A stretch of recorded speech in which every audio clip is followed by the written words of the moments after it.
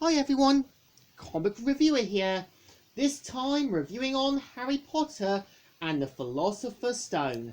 Now, Harry Potter and the Philosopher's Stone, or as it's known as in America, India and the Philippines, as Harry Potter and the Sorcerer's Stone, is a 2001 fantasy film that was meant to be based on J.K. Rowling's book series and based on the first novel from 1997. So Harry Potter is meant to be a book series about a boy's destiny in defeating the wizard Voldemort, and there have been about 12 books and a sort of spin-off prequel series called The Fantastic Beasts. So the premise of the film Harry Potter is meant to feature Harry Potter, played by Daniel Radcliffe, who is a 11-year-old orphan kid who mainly lives with his evil aunt and uncle and their spoiled kid Dudley.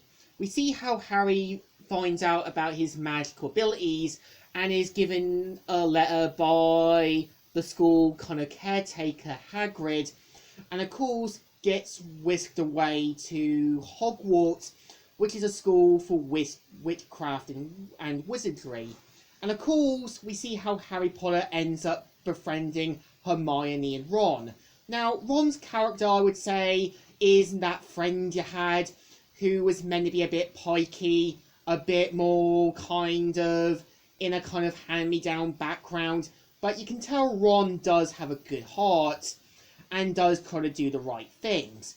And you've got Hermione Granger, who is meant to be played by Emma Watson. I would say Hermione's character is a bit of a know-it-all, and there are moments where her arrogant behaviour does kind of make her think she's asking for it.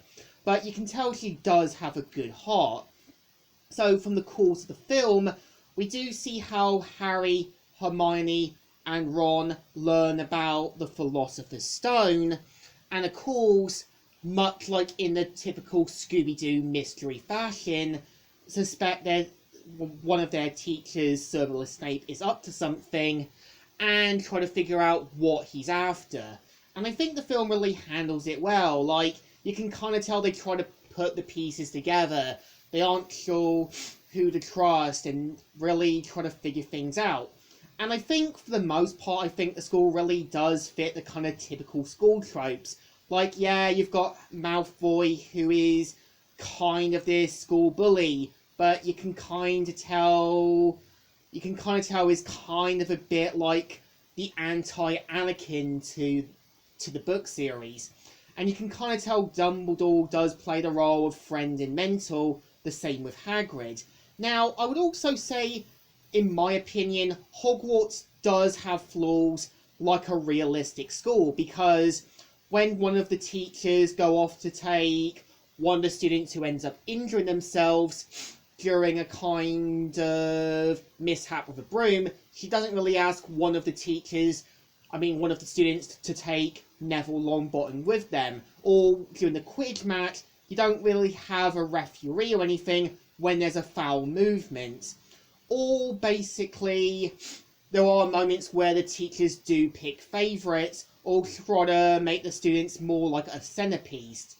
And I think there's a moment where even Dumbledore kind of gives Hermione and Nat a bit more points, and it's a moment where you can tell he's trying to do this out of favoritism, even though this would make Draco and the other students feel like they're getting the satisfaction of seeing them beaten.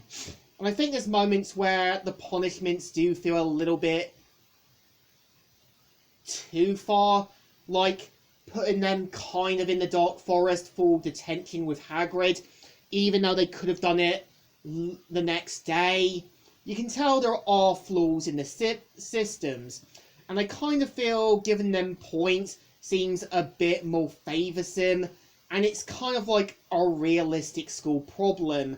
And I think, like in most schools, you know there's going to be a teacher who picks favourites. There's going to be the student who feels like they can't do anything. And these are realistic problems that won't just go away. But I think the rest of the film does work because, yeah, it's just basically Harry and the others trying to put the pieces together about what the Philosopher's Stone is and how they're going to solve the problem. And I think Voldemort, in my opinion, does work a bit as a villain because you aren't supposed to know who he properly is, but there are kind of hints and clues he's trying to leech onto other things to be in control. And I think the final battle does feel a little anticlimactic. I think it's like looking at episode 6 of Star Wars with the Emperor. And I also do feel, in my opinion, Daniel Radcliffe, Rupert Grint, and Emily Watson do work as the characters because they're supposed to kind of be kid actors. They aren't really going to be in Shakespearean role, but they act like what kids, in my opinion, would act like in a realistic situation. Because the thing about being a kid actor, you're not going to have the full kind of skills just yet in a big role. Acting takes time, work, and practice. But I think, to me, Harry Potter is definitely a good film. If you're a fan of the book series, then you know what the film's trying to do. And I think the Philosopher's Stone, in my opinion, still deserves a thumbs up. Still good, and still alright. So, Comic Reviewer here, signing out.